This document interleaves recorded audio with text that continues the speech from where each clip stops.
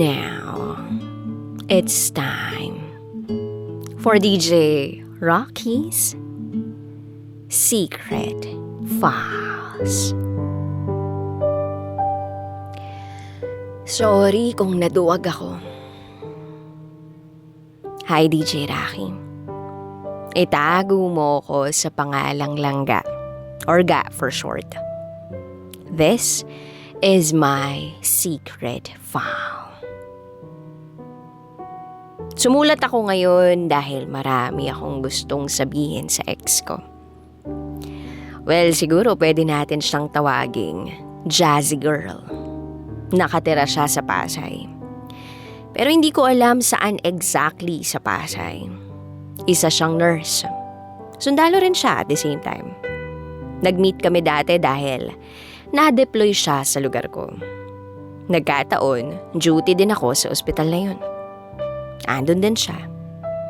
Sa unang sulyap, nabighani na ako sa kanya. Ewan ko ba, parang may iba na akong naramdaman sa puso ko. Para bang may bumubulong na, gusto ko maging akin ka. So syempre, pinormahan ko by buying her panyo na merong complete name niya. Naka-embroid dahil sensitive yung skin niya. Then ayun, binigay ko sa kanya and eventually we got to know each other. Magaling siyang tumugtog ng gitara. Bonus na rin ang singing skills niya. Isa sa mga paborito kong kanta na kinakanta niya ay yung She Will Be Loved by Maroon 5. Ginigitara niya pa nga yun eh. Ayun, hanggang sa naging kami. We talk sa phone for hours. Kahit hanggang madaling araw pa yan. O kahit madaling araw pa. We go out and drink sa karaoke bars with friends. And I always visit her almost every day sa kampo o barracks. Nagdadala ng fruits like durian. One of the most memorable moments nga namin yun eh. Kasi one time karga-karga ko yun habang umuulan. At pura gas-gas yung hita ko noon after. Kasi kumikis-kis yung spikes ng durian sa hita ko. For the sake of makita ko lang siya. And worth it naman kasi may kiss ako sa kanya. Pinagdadrive ko siya sa palengke. At ipagluluto niya ako ng the best adobong gizzard. Na merong atay na may pinya. Spicy pa. Kaya siguro ako nabaliw dun eh. Pero ayun, may ups and downs sa relasyon. Selos as usual. Siyempre, dahil isa siyang sundalo, kung saan-saan siya napapadpad. So, we've been together for more or less 3 months. At dahil need niya nang umuwi sa Manila, ayun. I don't know her life in Manila. All I know, meron siyang laging kinukwentong ex niya raw. Ex? Pero best friend niya na lang daw. So I tried to believe her. But the most painful part, nung meron akong nakita sa Facebook na post. Random quote na image, tinag niya yung ex na sinasabi niya BFF lang daw niya now. Na merong I love you. And here are my friends, sila ang nagsabi sa akin. Siyempre dahil nasa Manila na siya, ako nasa city ako. I don't know what to do or who to believe. Nag-blackout ako. I got hurt of course. Di binlock ko siya ng walang pasabi. Wala nang explanation. Pero I realized it was a wrong move. And I regret it so much. Since then, di ko na siya nakita. Now, hindi ko na rin siya makakausap. Dahil wala akong number niya. At natotoropi ako kasi hindi kami friends sa FB. I tried to add her using my brother's account.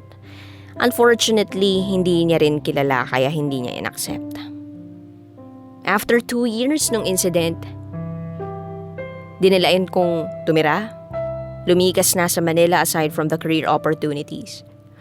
Hoping na pwede ko pa siyang balikan.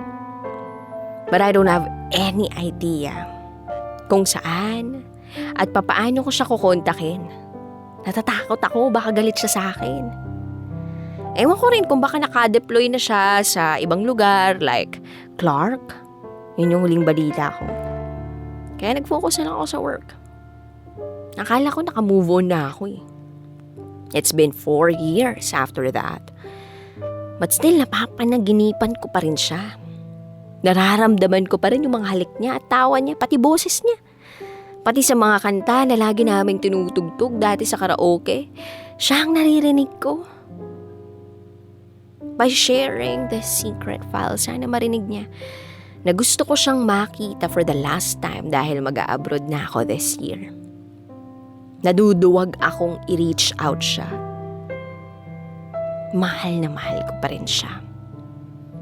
Though hindi na ako umaasa na magkabalikan kami. I just wanna ask her kung kumusta na siya.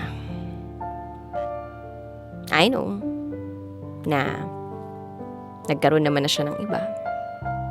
Within that time. Pero it doesn't matter. Ang importante, makita at makausap ko siya. Gusto ko siyang kumustahin. At gusto ko magpaalam ng maayos. Dahil hindi ko yon nagawa dati. Sana mabigyan niya ako ng chance to say sorry. Chance to say sorry kung naduwag ako. Sorry if I was a coward to face her. And to talk everything nung una. Instead, tumakas lang ako agad at nag-conclude. I'm very sorry. Also, I want to say thank you.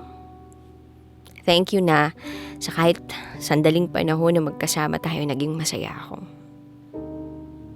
Salamat dahil sa kahit saglit na alaala.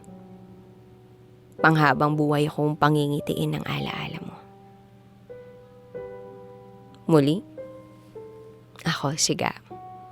At ito, ang aking secret file. Always your number one SM radio station. Love Radio. Kabisyo, nakarelate ka ba sa secret file na binasa ko? Kung nakarelate ka, mag-subscribe ka na dito sa aming YouTube channel at pindutin mo na rin ang notification bell para updated ka sa mga susunod na episodes ng DJ Raqi Secret File.